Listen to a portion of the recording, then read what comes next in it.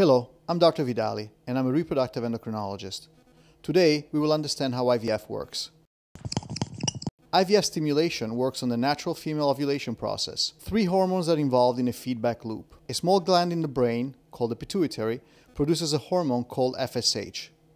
FSH does two things. The first is it stimulates the ovary to produce estradiol, and the second to grow egg-containing follicles.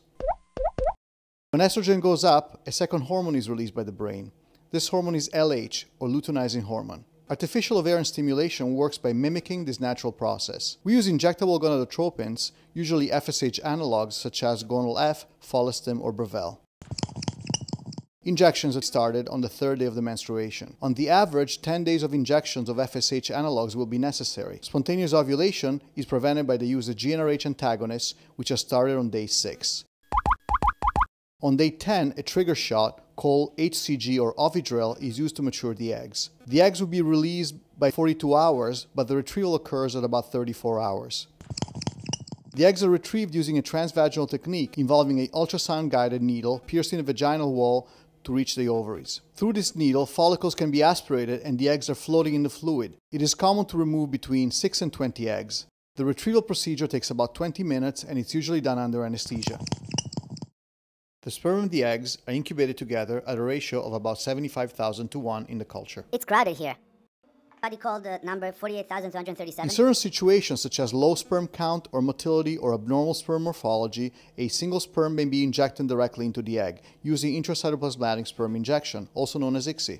18 hours later, 60% of the eggs will be fertilized and the resulting embryos will show 2 pronuclei. By 48 hours, on day 3, the embryo consists of 6 to 8 cells. Sometimes doctors choose to grow them for 2 additional days.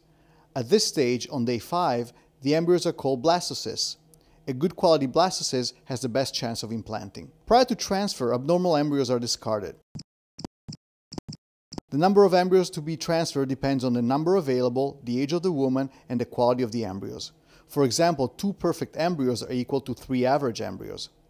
Embryos are graded by the embryologist based on the degree of fragmentation, the number of cells, and evenness of growth. An example of a perfect day 3 embryos would be a grade 1 8 cell. A perfect blastocyst would be graded as 4AA. Hey mom, I got a 4AA. Most clinics and country regulatory bodies seek to minimize the risk of multiple pregnancies. The final procedure is the embryo transfer. It does not require anesthesia. It is a very exciting and happy moment when the idea of having a baby starts to feel more real. The embryos judged to be the best are transferred to the patient's uterus through a thin plastic catheter, which goes through the vagina and the cervix. The first successful birth of a test tube baby, Louise Brown, occurred in 1978 in the United Kingdom. 3.5 million IVF babies have been born since then, and each year about 200,000 IVF babies are born worldwide.